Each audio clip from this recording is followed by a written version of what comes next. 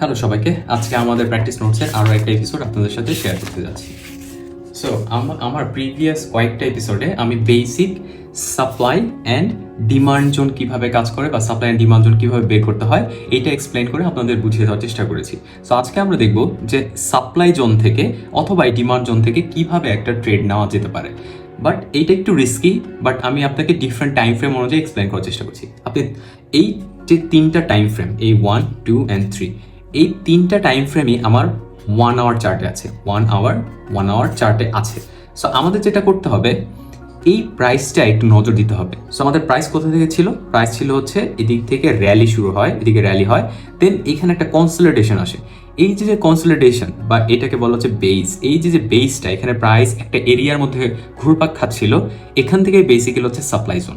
Price এখান থেকে shift করতে পারে। সো আমাদের যেটা করতে হবে, এই যে তিনটা ক্যান্ডেল বা চারটা ক্যান্ডেলের স্ট্রাকচার, গ্রিন ক্যান্ডেল পর্যন্ত, এই ক্যান্ডেলের স্ট্রাকচারটা আমার খেয়াল করতে হবে একটু লোয়ার টাইম ফ্রেমে।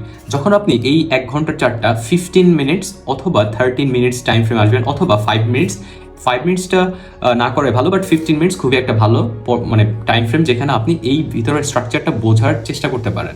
সো যখন দেখবেন যে 15 মিনিটস টাইম ফ্রেমে এটা কনসলিডেট করছে, দেন পরবর্তী 15 মিনিটসে এই যে রিভার্সাল ক্যান্ডেলটা, এটা কিন্তু গ্রিন ক্যান্ডেল ছিল, বাট এটাকে রিভার্স করেছে কিভাবে? এই রেড ক্যান্ডেল দিয়ে, যেটা কিনা আমার গ্রিন ক্যান্ডেল ছিল এতটুক, রেড ক্যান্ডেলের বডি হচ্ছে এতটুক। তার মানে কি, এই ক্যান্ডেলের বডি দিয়ে এনগালফ করে ফেলেছে।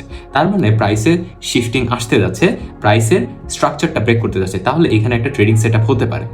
অন টপ অফ দ্যাট, এই যে এনগালফিং আমি বললাম, এই জিনিসটা সুন্দর করে এখানে এক্সপ্লেন করা আছে। তাহলে আমরা এই এনগালফিং ক্যান্ডেলের পরে আমাদের এন্ট্রি নিতে পারি, বাট সামহাও আমরা এটা যদি মিস করে ফেলি, দেন আমরা কি করতে পারি? আমাদের সাপোর্ট কোথায় ছিল? আমাদের স্টার্টিং প্রাইস ছিল এখান থেকে যখন আমরা প্রাইসটা আঁকানোর চেষ্টা করব বা এই সাপোর্টটা আঁকানোর চেষ্টা করব, দেখবো এই সাপোর্ট কি রেজিস্ট্যান্স হিসেবে কাজ করছে কিনা। যদি রেজিস্ট্যান্স হিসেবে কাজ করে, আমরা এখানেও আমাদের সেকেন্ড পজিশনটা নিতে পারি।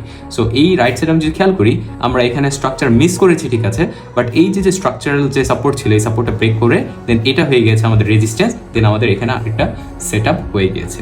সেম আমি যখন ডিমান্ডে দেখবো, তখন এই যে চারটা ক্যান্ডেলের স্ট্রাকচার, এটা খেয়াল করবো, দেন আমরা দেখবো পরবর্তী স্ট্রাকচারটা কি। এটা বোঝার জন্য 1 আওয়ার টাইম ফ্রেম থেকে 15 মিনিটস টাইম ফ্রেমে ড্রপ করবো, দেন আমরা ভিতরের স্ট্রাকচারটা বা কনসলিডেশন বোঝার চেষ্টা করবো যে ব্রেক আসলে আসে কিনা। যখন ব্রেক অফ স্ট্রাকচার চলে এসেছে, তখন আমরা এনগালফিং ক্যান্ডেলটা খেয়াল করে এই স্ট্রাকচারটার উপরে আমরা ট্রেডটা করতে পারি। আর যদি মিস করি, দেন আমাদের এই সেট আপের ব্রেকআউট স্ট্রাকচার আমরা ট্রেড করতে পারি। সো দুইটা সেট আপে আপনি এইভাবে সাপোর্ট অ্যান্ড ডিমান্ড ট্রেড করতে পারেন।